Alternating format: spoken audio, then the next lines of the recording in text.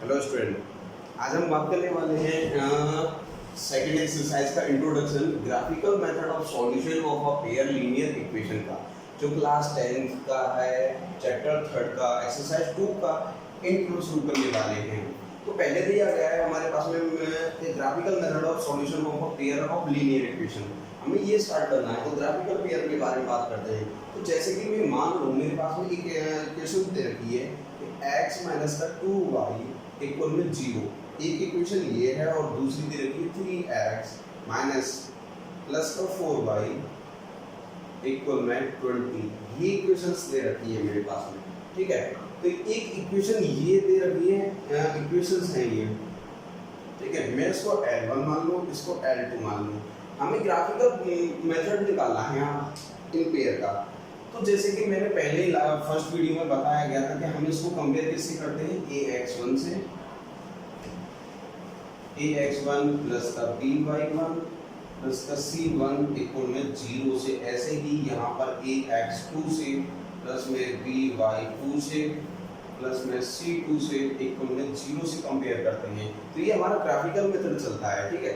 तो graphical method चलने की वजह से हमारे पास में क्या होता है कि बाकी क्या चीज़ें तो तुम पहले से ही पता है कि ये pair of a and b क्या होता है, रियल नंबर होते हैं, और a स्क्वायर प्लस में b square not equal to 0 होना चाहिए। ये सब चीज़ें तो मैं पहले ही डिस्कस कर चुका हूँ। इन सब चीज़ों के हमें कोई करने का मतलब नहीं है। बट हमें क्या करना है कि हमें सॉल्यूशन करना है। सॉल्यूशन क्या होगा कि नंबर ऑफ सॉल्यूशन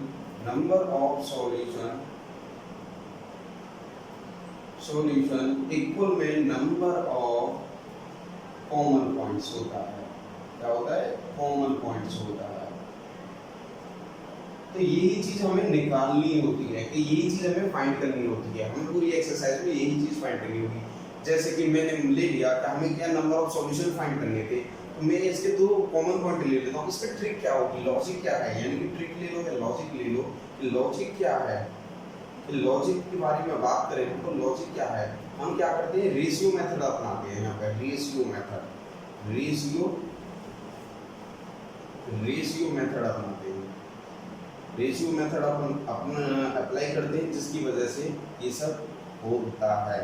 यानी कि रेशियो मेथड में क्या है, जैसे कि मैंने मान ली कि अब 4,2 आ रहा है, इसका 4,2 दो पॉइंट्स आ रहे हैं, दो पॉइंट्स पे एक कॉमन पॉइंट लाई करेगा। यानी कि इसका नंबर ऑफ सॉल्यूशन निकालने के लिए हम क्या करते हैं, नंबर ऑफ कॉमन पॉइंट्स। तो नंबर ऑफ कॉमन पॉइंट इस L1 और L2 के दो नंबर कॉमन पॉइंट आएंगे। अब तुम सोच रहे होंगे कि ये आया कहाँ से, ये 4,2।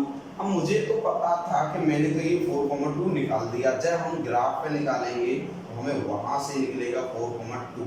अब तुम सोच रहे ये आया, और अब तुमने कैसे पता, मुझे पता था तो इसलिए मैंने ये रख दिया। जैसे मैंने एग्जांपल लिया कि कि 4,2 आया है, तो एग्जांपल लेने की वजह से मैंने रख दी। अब तुम सोच रहे हो ये आया कैसे, तो ठीक है, चलो अब हम इस चीज के बारे में बात करते हैं। आया कैसे, तो देखते हैं। पहली दे रखा है कि x माइनस का 2y इक्वल में 0 है, और दूसरी में क्या दे रखा है, 3x प्लस का 4y इक्वल में 20 दे रखा है। तो मुझे इन चीज में अप्लाई करके देख लो, एक बार अप्लाई करके देख लो। मैं x की जगह पे क्या रख दूं, 4 रखा, माइनस में 2, और 2 मल्टीप्लाई में 2 इक्वल में 0 आना चाहिए। देख लो 4 माइनस 4 हो गया, इक्वल में 0 आ गया। यानी कि दोनों कॉमन पॉइंट्स हमारे क्या हो गए, अप्लाई हो रहे हैं। तो इसकी वजह से ये अप्लाई हो रहा है। तो ठीक है, अब इन चीजों के बारे में हम बात कर लेते हैं कैसे होते हैं ये सब चीजें, ठीक है। अब जैसे कि मान लो लॉजिक मेथड के लॉजिक देखते हैं हम कि रेशियो मेथड का लॉजिक क्या होता है।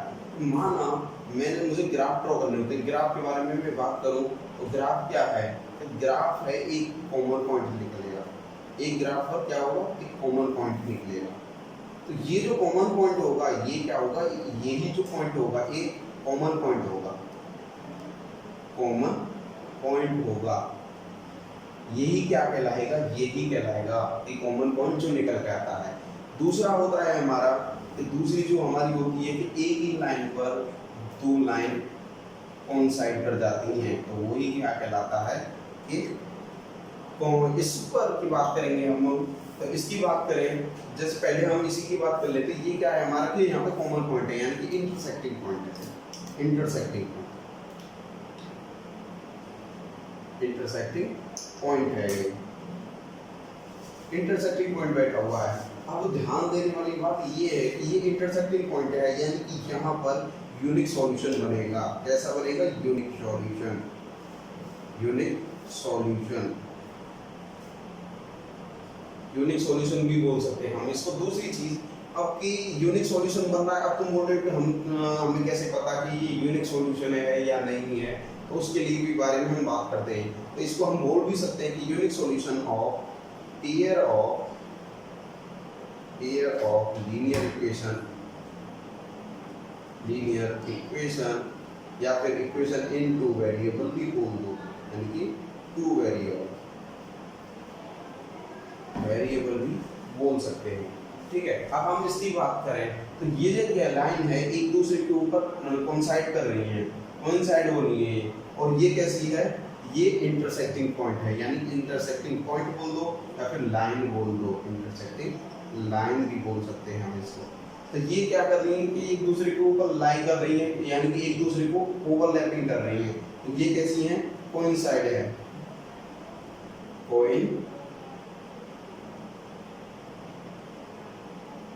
कोइंसाइड पॉइंट होगा, ये कोइंसाइड पॉइंट कहलाएगा। क्यों? क्योंकि ये एक दूसरे को ऊपर ओवरलैपिंग कर रही है, यानी एक दूसरे को काट रही है। इस पर क्या होगा कि यहाँ पर हमारे पास में क्या मिल रहा था? ये वन कॉमन पॉइंट मिल रहा था, वन कॉमन पॉइंट मिल रहा था। बट यहाँ पर क्या है? इनफाइनाइट कॉमन पॉइंट है।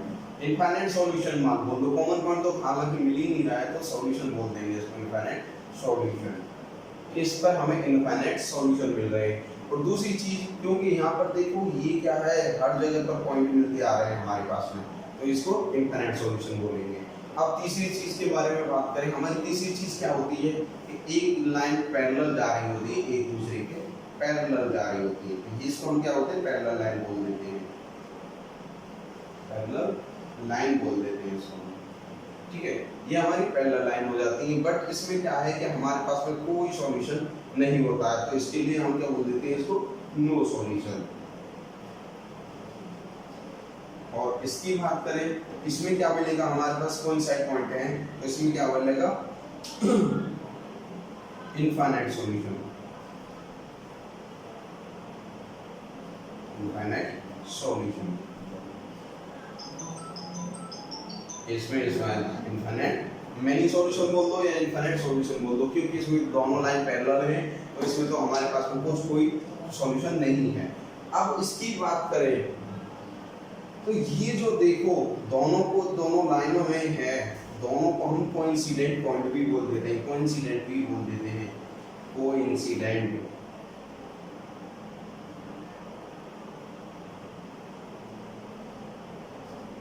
कोइंसिडेंट पॉइंट भी बोल देते हैं इनको। क्यों बोल देते हैं? क्योंकि दोनों में सॉल्यूशन मिल रहा है, और इसको हमें इनकंसिस्टेंट बोल देते हैं। यानी कंसिस्टेंट की बात करें, इसको हम कंसिस्टेंट बोलते हैं। क्या बोलते हैं? कंसिस्टेंट, और ये इसको हम इनकंसिस्टेंट, ये हो जाता है इनकंसिस्टेंट पॉइंट। ठीक है, क्यों? क्योंकि इसमें दोनों में हमें सॉल्यूशन मिल रहा है, इनफाइनाइट, हालांकि सॉल्यूशन तो मिल रहा है बट इनफाइनाइट मिल रहा है, तो इन दोनों को कंसिस्टेंट बोलते हैं, और इसको इनकंसिस्टेंट बोला जाता है। तो ये था हमारा ग्राफिकल मेथड का। अब बात करें कि जैसे कि देखो इसमें यूनिक सॉल्यूशन है, इसमें इनफाइनाइट सॉल्यूशन है, और इसमें नो सॉल्यूशन है। तो हमें कैसे पता चला कि ये इनफाइनाइट यूनिक होगा, ये इनफाइनाइट है, और ये नो सॉल्यूशन है? तो इसके लिए हम बात करते हैं नेक्स्ट में। चलो ठीक है, तो अब हम इसकी बात करते हैं कि ग्राफिकल रिप्रेजेंटेशन कर रहे थे, तो जैसे कि मैंने 3 पॉइंट ले लिए हैं। ठीक है, तो इसके बारे में बात करते हैं हम। जैसे कि ये जो पॉइंट दे रखा है मेरे पास में, मैं इसके बारे में बात करूंगी। क्या पहला क्या दे रखा है? L1 है, L1, ये दे रखा है L2, 2 पॉइंट दे रखे हैं मेरे पास में। तो मैं इसके बारे में बात करता हूँ। तो इसमें पहले दे रखा है कि जैसे कि देखो पहले क्या है, हमें इसका ग्राफिकल रिप्रेजेंटेशन करना है और अलजेब्रिक भी रिप्रेजेंटेशन करना है। तो मैं इसके बारे में बात करूं तो ये जो दे रखी है x माइनस का 2y इक्वल में 0 जो बैठा है, इसमें मुझे 2 पॉइंट निकालने होंगे मुझे। इसके जो मैं पॉइंट निकालूं तो इसकी देखो पॉइंट निकालने के लिए क्या करना होगा कि हम इसका ग्राफिकल रिप्रेजेंट हो जाएगा और एल्जेब्रिकल भी रिप्रेजेंट हो जाएगा। तो पहले देखो x की जगह पर मैं x की जगह पर क्या रख दूं, चलो x की जगह पर हम पहले ग्राफ के बारे में बात कर लेते हैं, इसके पॉइंटों के बारे में हम बाद में बात करेंगे। तो मैं इसका ग्राफ देखूं, इसका ग्राफ ड्रॉ करूं तो ग्राफ जो होगा इसका इस हिसाब से जाएगा। ये कॉमन पॉइंट दिलाएगा, यहाँ पर ग्राफ जो मिलेगा हमें कॉमन पॉइंट मिलेगा। तो यानी कि मैं बोल सकता हूँ कि ये यूनिक सॉल्यूशन है, यूनिक सॉल्यूशन है ये। अब तुम बोल सोच रहे हो कि ये ऐसे कैसे, तो ये ऐसे ऐसे इसलिए है क्योंकि आगे तुम्हें पता चल जाएगा ये इनफाइनाइट सॉल्यूशन है, इनफाइनाइट सॉल्यूशन है ये, इनफाइनाइट सॉल्यूशन, और ये हो जाएगा नो सॉल्यूशन। इसके लिए हम अब बात करेंगे कि कैसे होगा, तो इसके लिए हम चलो देख लेते हैं। तो जैसे कि ये हमारा ग्राफ था, तो ग्राफ के दे रखा है एनसीईआरटी का ही है, तो बाकी का एनसीईआरटी में से ही लिया है मैंने भी। तो मुझे ग्राफ पता था, तो ये कॉमन पॉइंट मिल जाएंगे हमें यहाँ पे। इसके कॉमन पॉइंट कितने मिलेंगे हैं, इसके कॉमन पॉइंट जो फाइंड करने होंगे, ये जो कॉमन पॉइंट मिलेंगे 4,2 मिलेंगे। ये ही क्या होगा हमारा यूनिक सॉल्यूशन है। क्यों? क्योंकि हमें यहाँ पर फिक्स पॉइंट मिल गए हैं। ठीक है, अब सेकंड के बारे में बात करें तो सेकंड के बारे में देखो कि ये जो होगा ग्राफ होगा इसका, ग्राफ जो होगा इसका वो ग्राफ ओवरलैपिंग कर रहा होगा, एक के ऊपर ओवरलैपिंग कर रहा है। तो इसी वजह से क्या है, ये इनफाइनाइट सॉल्यूशन है। इनफाइनाइट सॉल्यूशन होने की वजह से ये क्या कर रहा है, ओवरलैपिंग कर रहा है। यानी कि इसके भी पॉइंट कुछ ऐसे ही निकल के आ जाएंगे, यानी कि ये भी ओवरलैपिंग करने की वजह से इसके सॉल्यूशन निकल के आ जाएंगे। अब थर्ड की बात करें तो थर्ड में क्या है, कि नो सॉल्यूशन है। थर्ड की बात करें तो थर्ड में देखो जाए कि नो सॉल्यूशन बैठा है हमारे पास में। इसका ग्राफ ड्रॉ करें हम, तो ग्राफ हमारा ऐसे करके जा रहा है, यानी कि पैरेलल जा रहा है।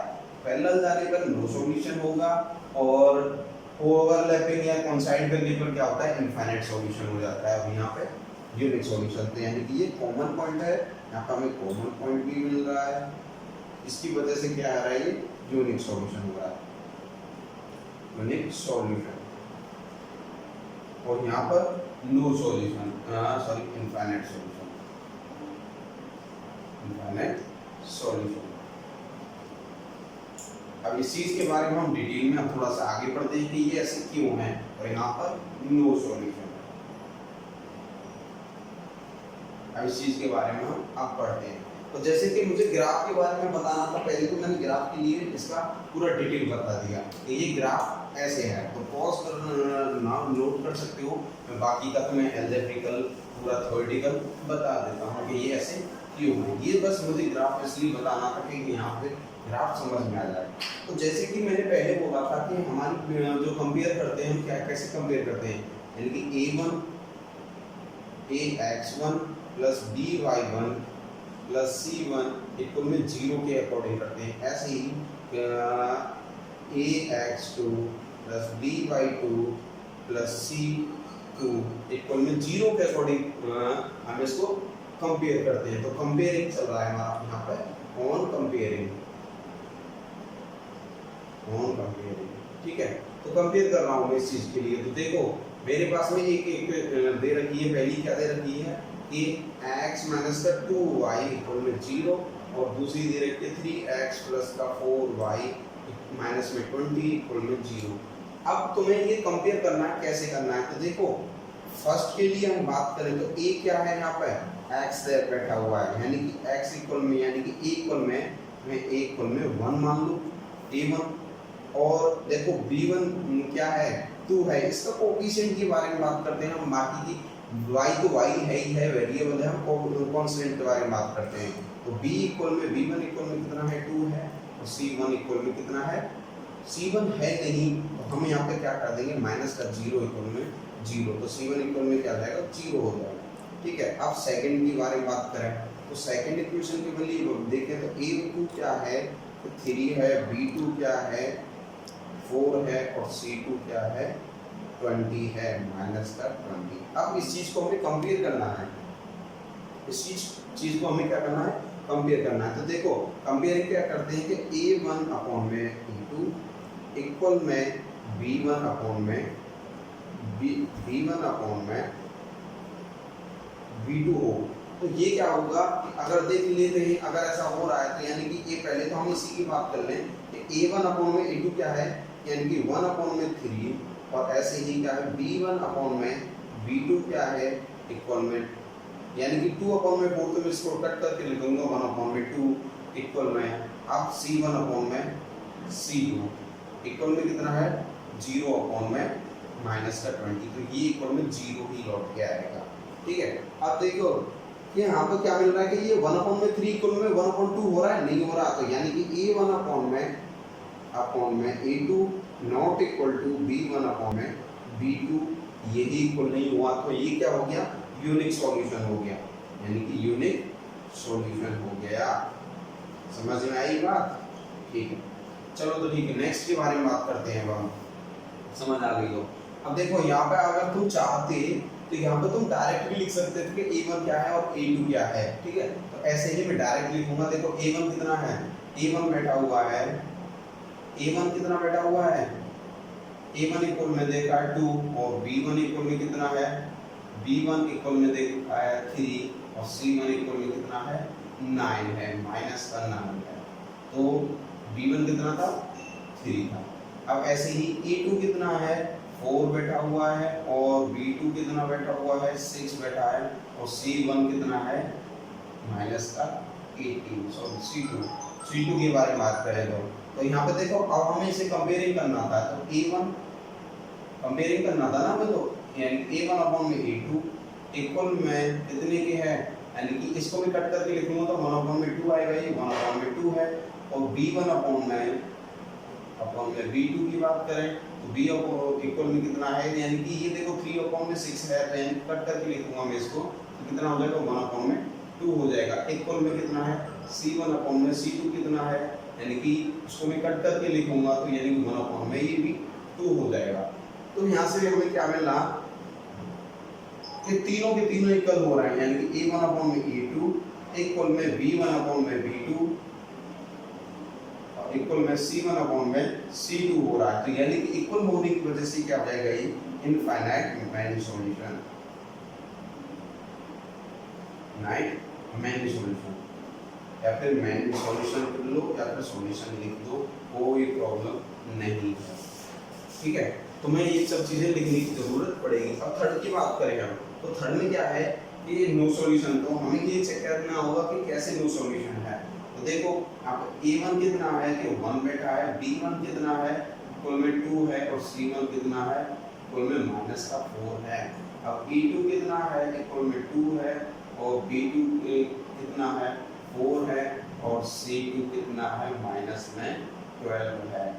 इसके बारे में बात करें, C2 कितना है माइनस में 12 बैठा हुआ है। ठीक है, तो इसमें क्या करना था हमें कि A1 अपॉन में A2 इक्वल में कितना है 2, 1 अपॉन में 2, B1 अपॉन में B2 इक्वल में कितना है 1 अपॉन में 2 है, कट करके लिखूंगा मैं इसे, C1 अपॉन में C2 कितना है माइनस का 4, यानी कि वो 4 है और ये है तो 1 माइनस का 1/3 है।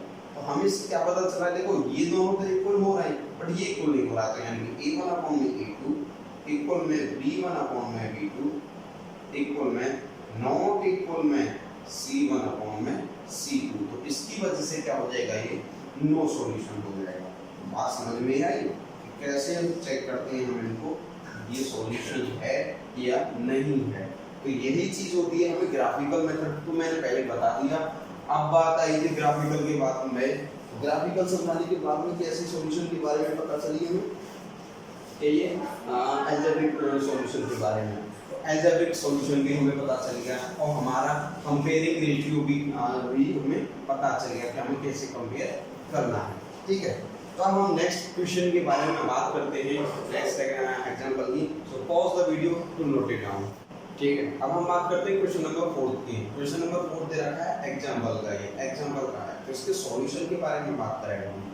तो उसने बोला कि चेक ग्राफिकली हमें चेक करना है तो whether the pair of equation, जो ये पेयर ऑफ इक्वेशन दे रखी है दोनों कि इज कंसिस्टेंट, यदि कंसिस्टेंट है तो सॉल्व देम ग्राफिकली, अगर ये कंसिस्टेंट है तो इनको ग्राफिकली सॉल्व करो। तो देखो पहले ही इसने बोल दिया है कि ये कंसिस्टेंट है, तो यहाँ से हमें क्या पता चलेगा कि यहाँ पे यूनिक सॉल्यूशन मिलने वाला है, यूनिक सॉल्यूशन मिलने वाला है। बट फिर भी उसने बोला है कि इसको ग्राफिकली सॉल्व करो। तो पहले हम इक्वेशंस ले लेते हैं। पहली इक्वेशन दे रखी है x माइनस का 3y इक्वल में 6 है, इक्वल में 6, और दूसरी दे रखी है x 2x माइनस का 3y इक्वल में 12 बैठा हुआ है। तो ये दो इक्वेशंस दे रखी है, हमें इनको ग्राफिकली सॉल्व करना है। तो ये L में इसको L1 ले लूं, इसको ले लूं L2, लाइन 1 एंड लाइन 2, ठीक है। तो इसको पहली इक्वेशन से फ्रॉम इक्वेशन फर्स्ट से बात करें मैं, यानी कि यदि फिर इनका नाम ही इक्वेशन 1 ले लो और इक्वेशन 2 रख लो, दोनों का नाम, ठीक है। तो मैं फर्स्ट इक्वेशन से बात करता हूँ कि पहले में क्या दे रखा है, व्हेन x इक्वल में मैं 0 रख दूं, मैंने x इक्वल में 0 रख दिया, तो देखो 0 माइनस का 3y इक्वल में 6 है। तो यहाँ से क्या हुआ, माइनस का 3y इक्वल में 6 और y इक्वल में माइनस का 2 मिल गया, माइनस का 2 मिल गया। यदि मैं व्हेन x इक्वल में कितना रख दूं, x इक्वल में मैं कितना रखूं, देखो x की जगह पर तुम y रख दो यहाँ पर, तो y रखोगे तो कितना मिलेगा, यदि x इक्वल में 0 रखते हैं या फिर x इक्वल में तुम 6 रख लो, x इक्वल में मैंने 6 रख दिया, ठीक है। देखते हैं 6 माइनस का 3y इक्वल में 6 है, तो देखो 6 उधर जाएगा माइनस करेगा, माइनस का 3y इक्वल में 6 माइनस का 6, माइनस का 3y इक्वल में 0, y इक्वल में कितना मिला हमें, 0 मिल गया। यहाँ से अब हमें डब्बे बनाने होंगे, इसके डब्बे बना लेते हैं। तो देख लो डब्बे में x और ये y का, देखो तब मैंने x इक्वल में 0 रखा था तो y इक्वल में कितना आया था, माइनस का 2 निकल के आया था। यदि मैंने x इक्वल में 6 रखा था तो y इक्वल में कितना निकल के आया था, 0 निकल के आ रहा था। तो y इक्वल में कितना आ रहा था, 0 निकल के आ रहा था। ऐसे ही इस इक्वेशन की सेकंड के बारे में बात करते हैं। सेकंड इक्वेशन दे रखी है, तो सेकंड इक्वेशन क्या है कि 2x माइनस का 3y इक्वल में 12 बैठा हुआ है। तो यदि मैं इसमें व्हेन x इक्वल में कितना पुट करूं मैं, अब देख सोच लो x इक्वल में कितना पुट किया जाए, x इक्वल में मैं 0 पुट कर दूं तो 0 बराबर हो जाएगा 2 मल्टीप्लाई में 0 माइनस का 3y इक्वल में 12 बैठा हुआ है, तो ये हो गया पूरा 0, 0 माइनस का 3y इक्वल में 12। अब यहाँ पर क्या होगा कि y इक्वल में y जो आएगा y इक्वल में माइनस का 3 यानी कि 12/3 तो यानी कि 4 आया निकल के, y मिल गया हमें कितना, y इक्वल में माइनस का 4 मिल गया, ठीक है। अब ऐसे ही when x इक्वल में मैं कितना पुट कर दूंगा, x इक्वल में मैं कितना पुट कर लूं जिसकी वजह से ये सॉल्व हो जाए। हमें कोशिश करते हैं कि फ्रैक्शन में ना जाए बस। तो x इक्वल में मैंने 3 पुट किया, तो देख लो 3 पुट करने पे क्या होगा कि 2 मल्टीप्लाई में 3 माइनस का 3y इक्वल में 12 हो जाएगा। यहाँ से 6 माइनस का 3y इक्वल में 12 हो गया, तो माइनस का 3y इक्वल में 6 हो गया, इक्वल में 6 हो जाएगा क्योंकि ये 6 उधर जाके माइनस कर देगा। तो अब यहाँ से क्या होगा कि y इक्वल में 6y3 होगा, माइनस का इक्वल में बचा माइनस का 2 मिलेगा अब हमें, तो y बराबर मिल गया हमें यहाँ पे कितना, माइनस का 2 मिल गया हमें, ठीक है। तो माइनस का हमें यहाँ से 2 मिला। जैसे जैसे तुम करते जाओगे ऐसे ऐसे तुम्हें ये सॉल्व होता जाएगा, आसानी प्रैक्टिस भी हो जाएगी। बट हमें बिना कुछ किए प्रैक्टिस नहीं हो सकती। हालांकि तुम चाहो तो सीधा सीधा रख भी सकते हो, बट इसके लिए तुम्हें क्या करना होगा, प्रैक्टिस करनी होगी। बिना प्रैक्टिस के तुमसे कुछ नहीं होने वाला है। तो ये हो जाएगी x और ये हो गया y। तो देखो तब x मैंने 0 रखा था तो y की वैल्यू कितनी आ रही थी, माइनस का 4 आ रही थी, और x मैंने 3 रखा था तो y की वैल्यू कितनी आ रही थी निकल के, माइनस का 2 निकल के आ रही थी। अब ये सॉल्व हो गया हमारा, हमें पता चल गया कि ये देखो कि दोनों के पॉइंट निकल के आ गए हमारे पास में। अब इसका उसने बोला कि सॉल्व देन ग्राफिकली, इसको ग्राफिकली भी सॉल्व करना होगा। तो हमें इसे सॉल्व करने के लिए ग्राफिकली हम क्या करेंगे, हमें इसको रफ करना होगा। तो इसके लिए तुम इसको नोट करो और मैं ग्राफ के लिए थोड़ी सी जगह स्पेस बना लेता हूँ। हालांकि मुझे पॉइंट जो मिले हैं फर्स्ट लाइन के उनको मैं एक जगह लिख लेता हूँ। इतना है x माइनस का 3y इक्वल में 6 था। इसके पॉइंट्स जो थे वो निकल के आ रहे थे 0, माइनस का 2 और दूसरा पॉइंट था 6, 0 बैठा हुआ था। अब ऐसे ही दूसरी लाइन थी हमारे पास में 2x माइनस का 3y इक्वल में 12 थी। इसके पॉइंट निकल के आ रहे थे 0, माइनस का 4 और 3, माइनस का 2। ठीक है, ये जो हमारे पास में पॉइंट निकल के ये सॉल्व करना है। तो ग्राफिकली सॉल्व करने के लिए मुझे ये रफ करना होगा। मेरे पास थोड़ा सा स्पेस कम है और तुम्हारे पास तो स्पेस है, तो इसलिए मैंने यहाँ पर लिया है। हालांकि तुम्हें इस चीज को लिखने की जरूरत नहीं है क्योंकि तुमने ये चीज पहले लिख चुके हो, तो इसे लिखने की तुम्हारे पास में जरूरत नहीं पड़ेगी। मुझे जरूरत यूँ पड़ रही है क्योंकि मेरे पास में स्पेस थोड़ा सा कम पड़ रहा है। ठीक है, तो देखो ग्राफिकली रिप्रेजेंट करते हैं हम इसको। ये क्या हो जाएगा 1, 2, 3, 4, 5, 6, 7। ऐसे ही यहाँ पे 1, 2, 3, 4, 5, 6, 7 ये चीजें बैठी हुई हैं। ठीक है, तो इन चीजों की वजह से हमें इन पे ग्राफ ड्रॉ करना है। तो पहला पॉइंट क्या दे रखा, देखो y का माइनस में भी है तो माइनस का भी हमें ड्रॉ करना होगा। माइनस में 1, माइनस का 2, माइनस का 3, माइनस का 4 है। यहाँ पे माइनस का 1, माइनस का 2, माइनस का 3 और माइनस का 4 है। ठीक है, अब देखो फर्स्ट लाइन के लिए बात करके पहला पॉइंट क्या है 0, माइनस का 2 है। x पे 0 और y पे कितना है माइनस का 2 है, तो पॉइंट पहला यहाँ मिला 0, माइनस का 2 मिल गया। अब सेकंड पॉइंट कौन सा है 6, 0। x पे 6 है, x पे है 6 और y पे कितना है 0 है, तो यही पे रहेगा। यानी कि ये हो गया 6, 0 का पॉइंट मिल गया हमें। ठीक है, अब नेक्स्ट के बारे में बात करें कि नेक्स्ट क्या दे रखा है हमारे पास में कि 4, माइनस 0, माइनस का 4 बैठा हुआ है। 4, माइनस का 0 है, तो 0, माइनस का 4 है। देखो x पे कितना है 0 और y पे कितना है माइनस का 4 है, तो ये पॉइंट यहाँ बैठा, यानी कि यहाँ पर बैठा 0, माइनस का 4। जरूरी नहीं है जो से हमने पॉइंट लिए थे पहले, यानी कि when x इक्वल में इतना या y इक्वल में इतना, तो जरूरी नहीं है कि हम यही पॉइंट लें। हमारी मर्जी है, कुछ भी ले लो, कोशिश करना जिससे कि फ्रैक्शन में ना आए, वैल्यू किस में ना आए, फ्रैक्शन में ना आए। तो वैल्यू को फ्रैक्शन में ना लाने के लिए हमें ये सब करना पड़ता है। ठीक है, अब नेक्स्ट पॉइंट था 3, माइनस का 2, तो 3 है और y का कितना है माइनस का 2, तो ये पॉइंट यहाँ पे आ रहा है, ये 3, माइनस का 2 यहाँ पे बैठ गया। तो अब हमें इन दोनों पॉइंटों को क्या करना होगा, पहले ज्वाइन करना होगा। तो पहले मैं इसको ज्वाइन कर देता हूँ, इस पॉइंट को ज्वाइन कर देता हूँ मैं, ये ज्वाइन होगा, देख लो हो गया। तो ये थी हमारी लाइन L1, यानी कि L1 की इसका नाम था x माइनस का 3y इक्वल में 6 था। अब दूसरी कितनी है हमारे पास में, दूसरा जो पॉइंट था ये था यहाँ पर,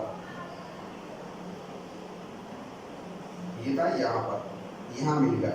इसका जो ये पॉइंट मिलेगा ये मिलेगा कॉमन पॉइंट बात करते हैं। हालांकि मैंने पॉइंट कुछ और लिए हैं और बुक में कुछ पॉइंट और लिए गए हैं, तो इसकी वजह से हमारे पास में चेंजेस आ गया थोड़ा सा।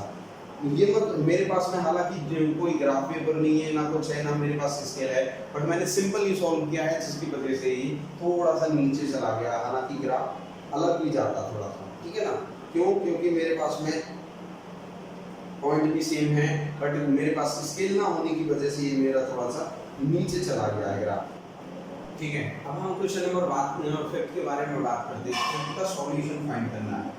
तो उसने बोला है कि graphically find the whether the following pair of equations has no solution. जो ये इक्वेशन दे रखी है हमें फाइंड करना है कि इसके पास में नो सॉल्यूशन है।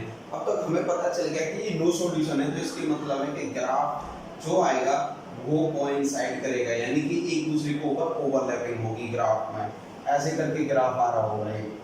ठीक है, चाहे ऐसे आए चाहे ऐसे आए, ऐसे कर करके आए, कोई फर्क नहीं पड़ने वाला। बट आएगा ग्राफ किस सिचुएशन में, तो हमें ये चेक करना है। तो देखो पहली इक्वेशन क्या दे रखी है हमारे पास में, 5x माइनस का 8y प्लस का 1 इक्वल में 0 है।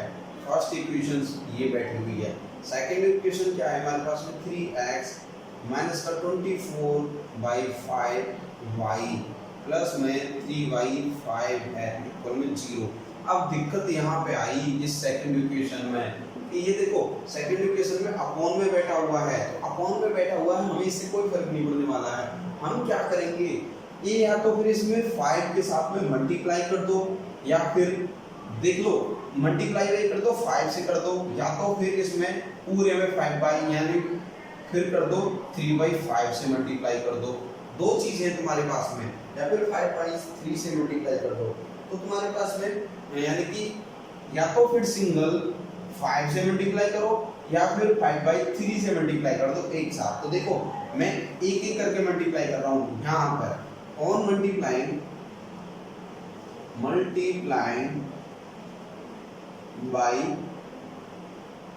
बाई 5 से कर रहा हूँ मैं इन इक्वेशन सेकंड इक्वेशन में मैं 5 से मल्टीप्लाई कर देता हूँ। तो देखो कि 5 यानी कि इसमें मल्टीप्लाई करूंगा तो कितना होगा 15x माइनस में, अब 5 के साथ में इसमें करूंगा मैं, तो देखो 24 अपॉन में 5 मल्टीप्लाई 5 से करूंगा तो 5 से 5 कैंसिल आउट होगा, y था ही था, तो यहाँ पे बचा प्लस में 3/5 से मैं मल्टीप्लाई 5 का करूँ तो 5 से 5 कैंसिल आउट होगा, बचा 0। तो देखो यहाँ से कितना बचा 15x माइनस का 24y प्लस में 3 इक्वल में 0 मिल गया। अब एक चीज क्या है कि ये तो हो गया हमारे पास में, अब मुझे इसमें 3 से डिवाइड करना होगा। अब मैं इस इक्वेशन का नाम दे दूं थर्ड इक्वेशन का नाम दे दिया। ऑन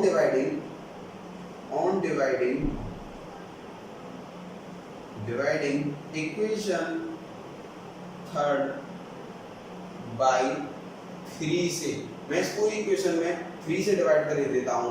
तो मुझे इसे डिवाइड करने के लिए मैं थोड़ा सा यहाँ पे स्पेस ले लेता हूँ, चलो देखते हैं। तो मुझे 3 से डिवाइड करनी थी इस इक्वेशन को, यानी कि कितनी थी 15x माइनस का 24y प्लस में 3 इक्वल में 0। इसको मैं 3 से डिवाइड कर रहा हूँ। तो देखो 3 से डिवाइड किया, इसको भी किया 3 से और इसको भी किया 3 से, तो ये 3 से डिवाइड होगी। तो देखो 5 से 3 से 15 गया तो कितने टाइम 5x माइनस में, अब ये कितने टाइम 8y, अब ये प्लस का 1 हो जाएगा इक्वल में 0 मिल गया। मैंने डिवाइड कर दिया। अब तो क्या कंडीशन आई, इसके इक्वेशन का नाम दे देता हूँ मैं फोर्थ इक्वेशन दे दिया। अब कौन क्या करते हैं हम, ऑन कंपेयरिंग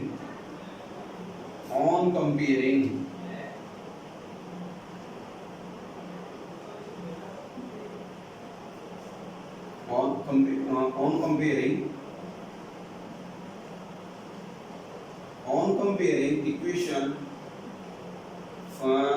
फर्स्ट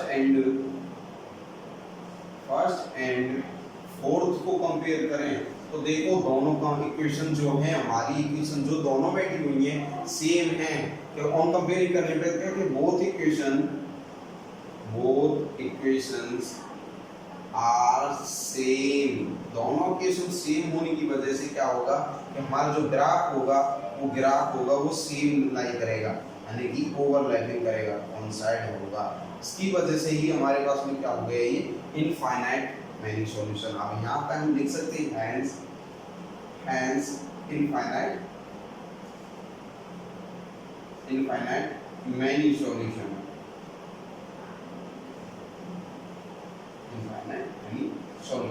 ठीक है। ये हुआ हमारा क्वेश्चन नंबर 5 हो गया। अब हम बात करते हैं एक्सरसाइज की। So pause the video to note it down.